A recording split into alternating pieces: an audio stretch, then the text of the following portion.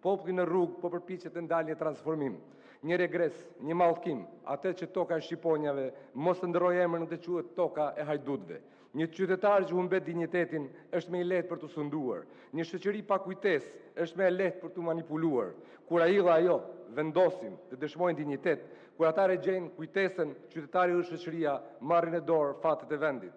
Ju ndërtoni kulla ndërsa Shqipëria zbrazet me para që vinë nga bota e zezë e krimit. Ju ndërtoni me drasat një stadium miliona euro që të vijë një këngëtar i dëbuar nga shumë shtete për gjurë raciste, ndërsa familjet numërojnë ditët për të larguar. Ju flisni për rekorde imagjinare, ndërsa të rinjt kanë vetëm një rekord, largimin nga vendi. Asgjë europiane nuk ka në këtë qeverisje. Asgjë.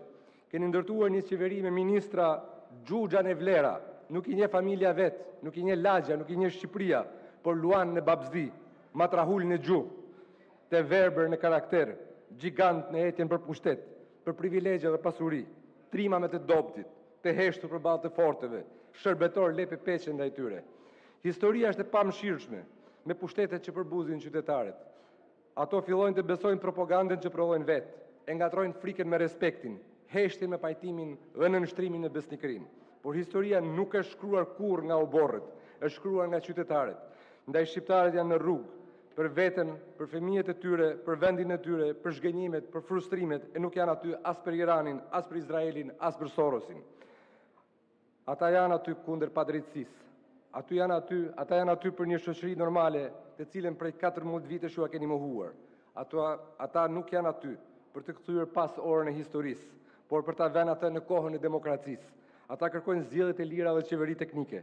Ata kërkojnë institucione që shërbejnë qytetarëve, dhe jo një piramidë që mbyllet me një individ në krye të saj. Kërkojnë një shtet ku ligji të mos jetë llastik të mbathurash për barkun që rritet, por garanci themelore për bashkëjetesë. Ju sot ndjeni vetmi. Ajo të bën të humbasësh të ruan, të bën të flasësh për qartë, ajo të bën të gënjesh, ajo të bën të delirosh. Dhe nesër do ta ndjeni edhe më shumë, sepse një pushtet që ndahet nga populli dhe që nuk lind prej tij, është si një lis i thatë, mund të duket ende në këmbë, por rënjët i ka të kalbura.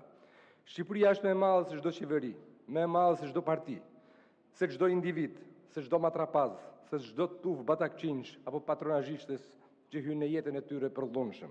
Demokracia është më e madhe se çdo shumicë, vullneti i popullit është më i madh se çdo shumicë, liria është më e fortë se çdo pushtet. Dhe kur një popull vendos të mos ketë me frikë, nuk ka kolltuk që e shpëton pushtetin, nuk ka kolltuk që nuk i thyen këmbët, nuk ka mazhorant që nuk rrëzohet, nuk ka kryeministër që nuk dorëzohet. Faleminderit. Zoti Nasufi, keni fjalën, të përgatitet zoti Çelaj.